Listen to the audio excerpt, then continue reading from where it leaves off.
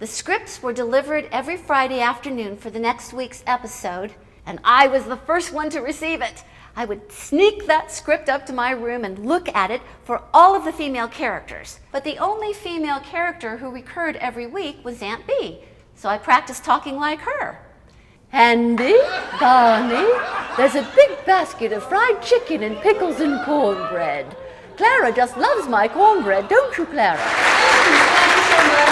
I'm extremely excited to be here performing for you tonight. This is my first time in Indiana. And even though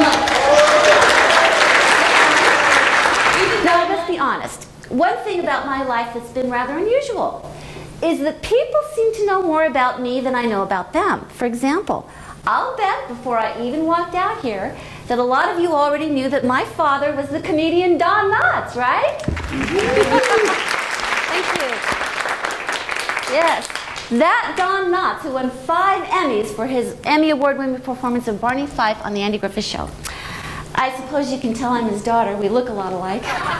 Here's a picture of Dad with 2 other fathers from the neighborhood. That's me he's holding in his arms.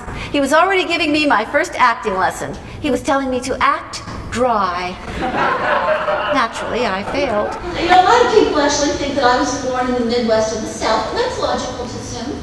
But I'm actually a California girl. I spent my childhood in the city of Glendale and my teen years in Beverly Hills. But I'm not like those other Beverly Hills pseudo-celebrities. I'm not like Britney Spears or Lindsay Lohan. For one thing, I still have my driver's license.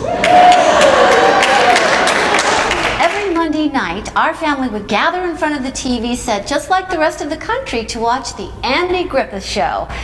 And it was amazing to watch Dad as Barney Fife. His performances were so perfect. It's as if Barney Fife was a real person. But I remember so many Sundays when Dad would lock himself away in his bedroom to rehearse his lines for the next week's episode. And of course, we kids were forbidden to disturb him. But I used to stand outside his bedroom door and listen, and it was amazing. Few people realize that Barney Fife was such a carefully crafted character. But Andy Griffith knew. He once said on Larry King Live, he loved to look into Don's eyes and watch him turn into Barney Fife. He had a laugh that was just out of this world. He'd start to shake, and then he'd start to stomp around, and then this laugh would erupt out of him like a volcano, and he'd go like this and punch a hole right in the set wall. I actually saw him do this. You know who really loved his laugh? The grips on the set who made overtime pay patching up those holes. And my brother Tom and I loved to pretend we were spies. And we equipped ourselves with all the latest secret weapons that you could obtain by cutting a box top off your favorite cereal and sending it, along with 50 cents, to a mysterious address with the letters P.O. And our favorite place to spy was on the stair landing where no one could see us. But we could see and hear everything. And that's how we first found out some important information about our dad. Wow, Dad's gonna be nominated for another Emmy.